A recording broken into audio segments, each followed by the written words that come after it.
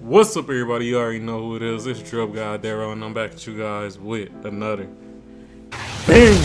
So in today's video, I do just want to premiere episode 21 of the NBA Weekly Recap. Now, for this recap, we don't have too many topics to talk about, but hey, man, with that being said, let's get right into it. Alright, so as you guys can see, I do have the NBA standings up right now, and I will do a brief little recap on the standings so far. And hey, man, let's get into it. So like I was saying, this is the Eastern Conference, and at number one we have the Boston Celtics.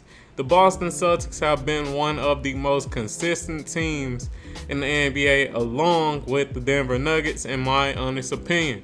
Now, as we can see, they are on a 5-game winning streak, so that just goes to show how consistent they have been, and they are on a roll, man. They are definitely on a roll, and it seems like all other pieces have been playing well together. You know, Drew Holiday, he been playing good defense.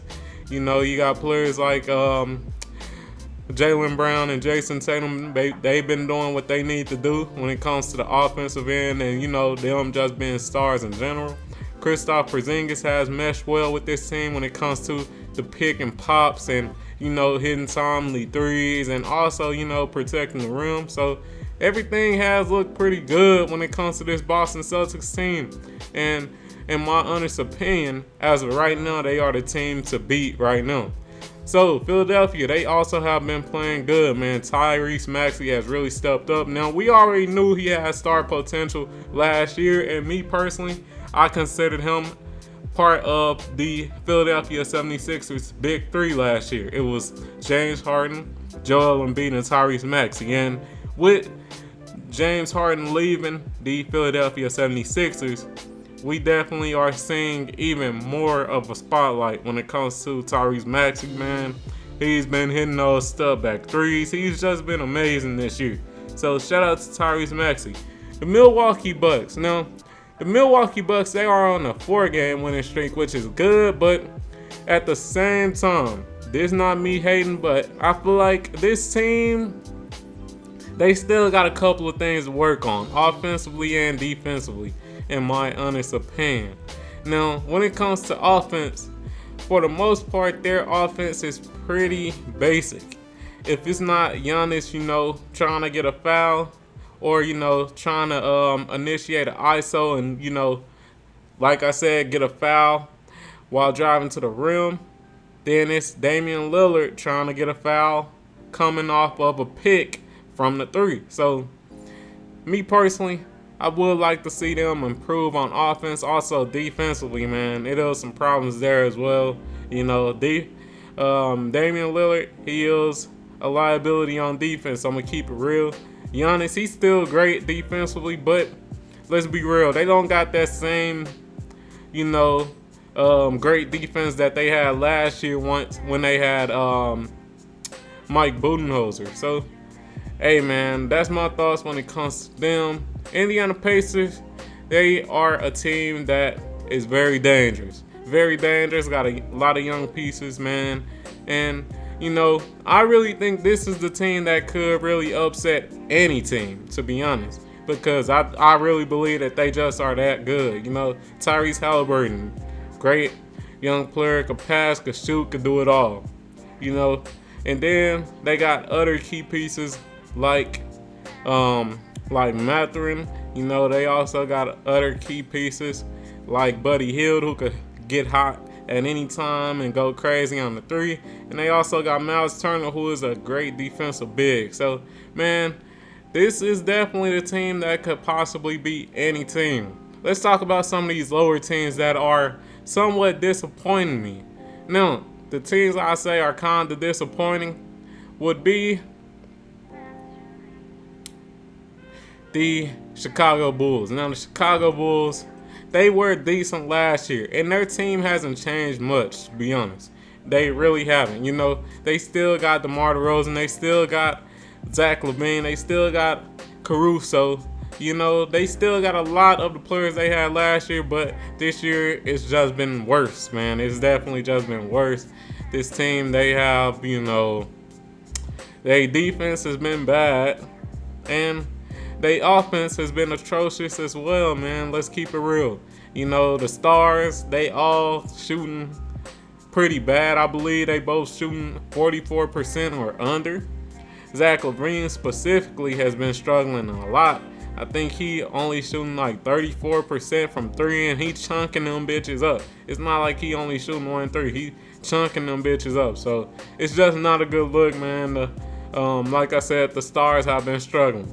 And Detroit, they are on a 10-game losing streak, and I don't even know what to say about them.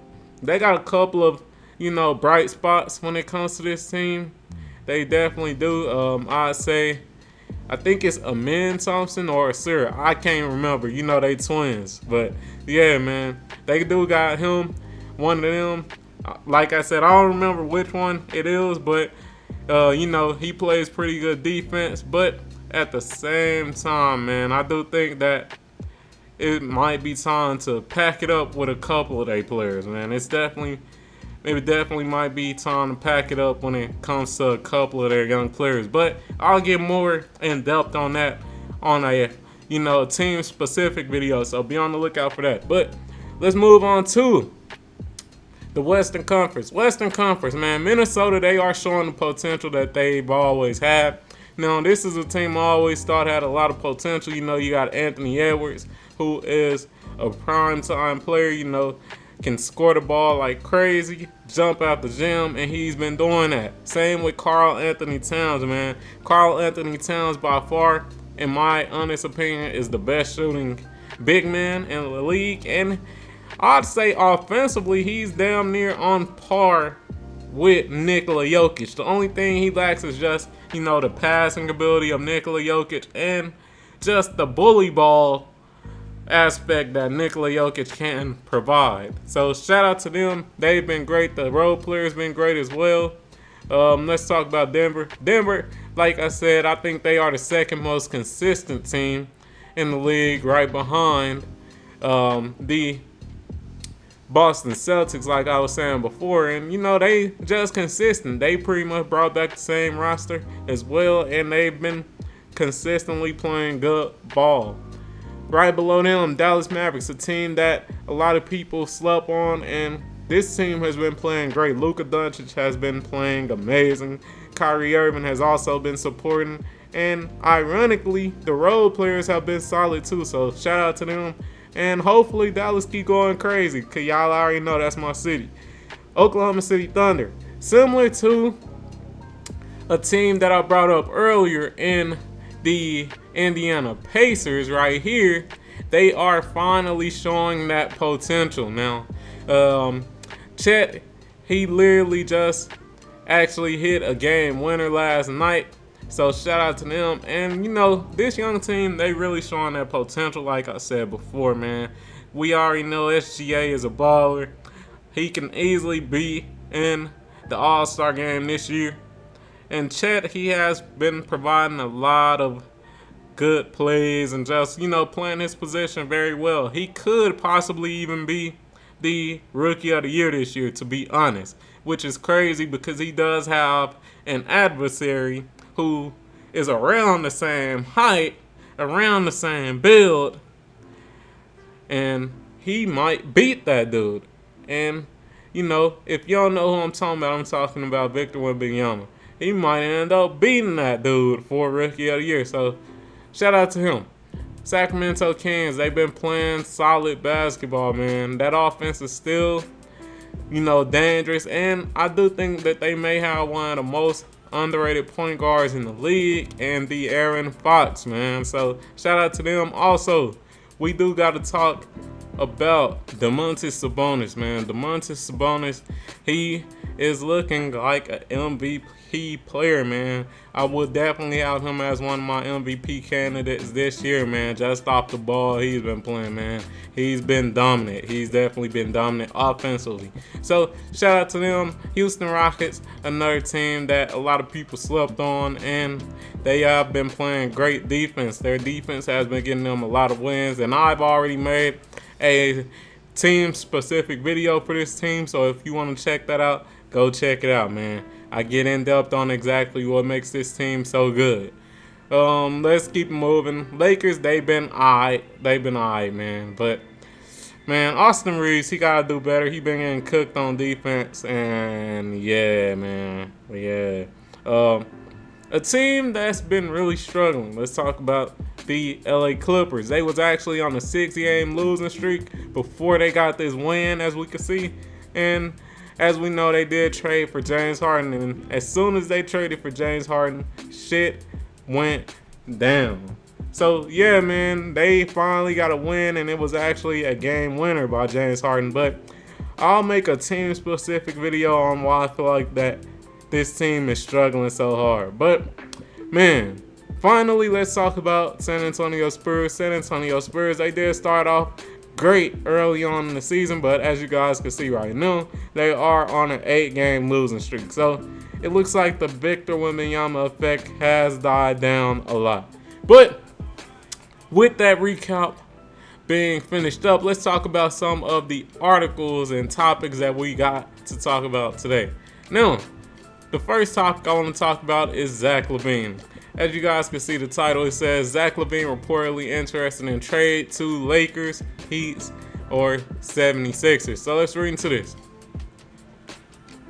Zach Lavine trade rumors are everywhere. There is more heat on them than actual interest from teams. And the two-time All-Star averaging 22.6 points a game this season. Lavine and his camp are ready to be traded out of Chicago, and the Bulls are finally open to breaking up a core that has never clicked as they hoped, at least after Lonzo Ball's injury. For his part, Lavine wants to go to a contender, reports Jake Fisher at Yahoo Sports. So, y'all just heard it there, man. Y'all just heard it there. And let's read into these teams. Which team do I feel like would be the best? Now, of course, y'all know I'm a Lakers fan, so I definitely wouldn't mind him coming to the Lakers, but it really just depends on what we have to get rid of. With the Heat, I really don't think that the Heat should trade for Zach Lavine.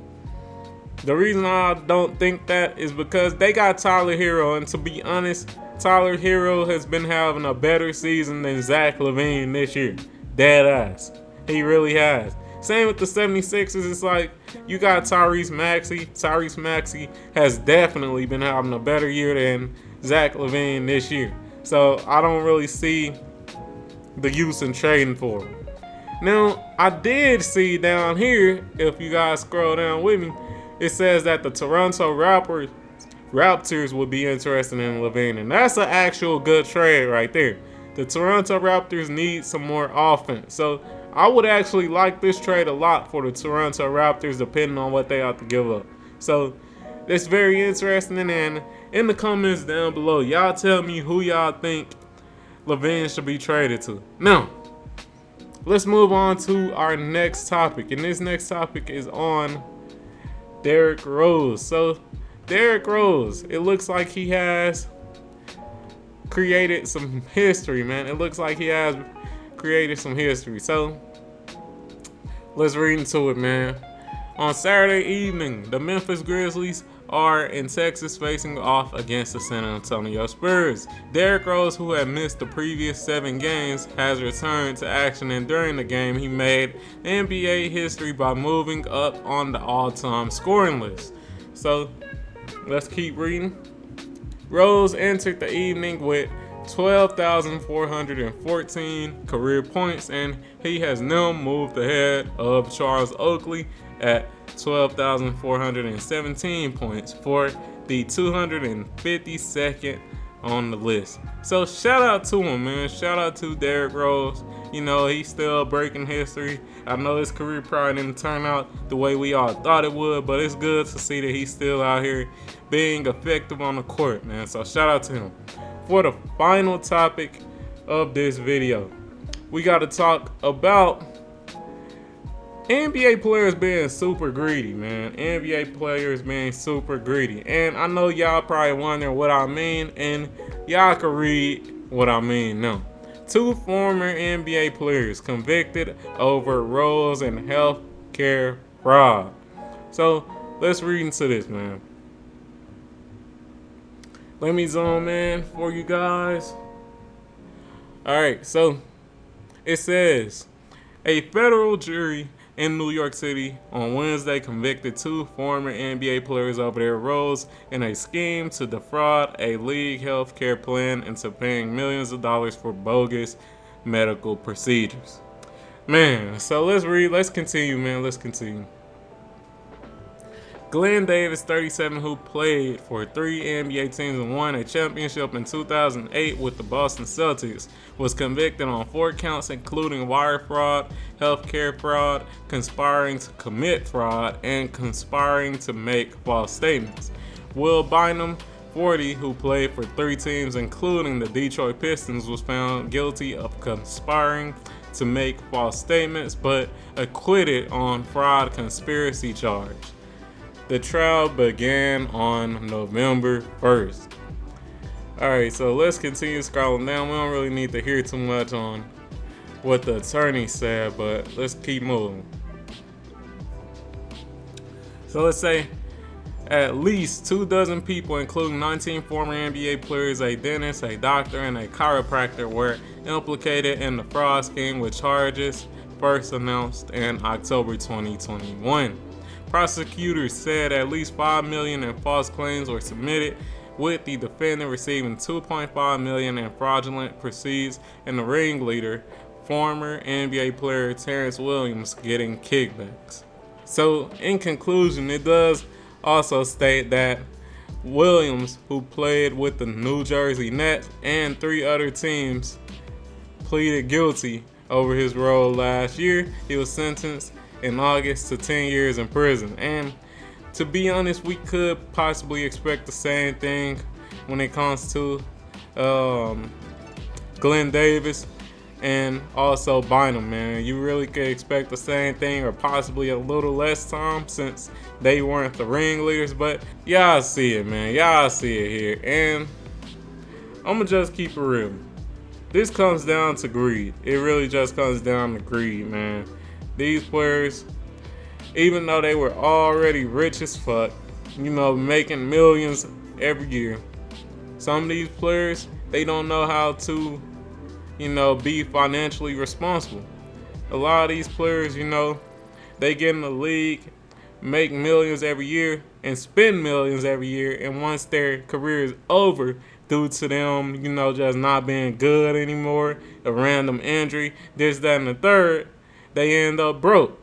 And when they end up in situations like that, they got to do things like this. And what that means is, commit fraud. So, with that being said, this is just sad, bro. This is just sad. Like I said before, these players are getting millions of dollars every year and they still committing fraud. They still trying to get over. Even though they are so much more fortunate than a lot of other people. So it's unfortunate and it is what it is, man. I'm like, I ain't tripping. I don't care, man. Let them dudes do their time, bro. If they really out here committing fraud, let them do their time. They had plenty of advantages. They had, plenty of opportunities to invest their money, save their money, this, that, and the third, and instead they decided to take this path. So it is what it is, in my honest opinion. But if you enjoyed this video, like the video, comment on the video, subscribe to the motherfucking channel, turn on notifications and all that good stuff, and I'm out. Peace.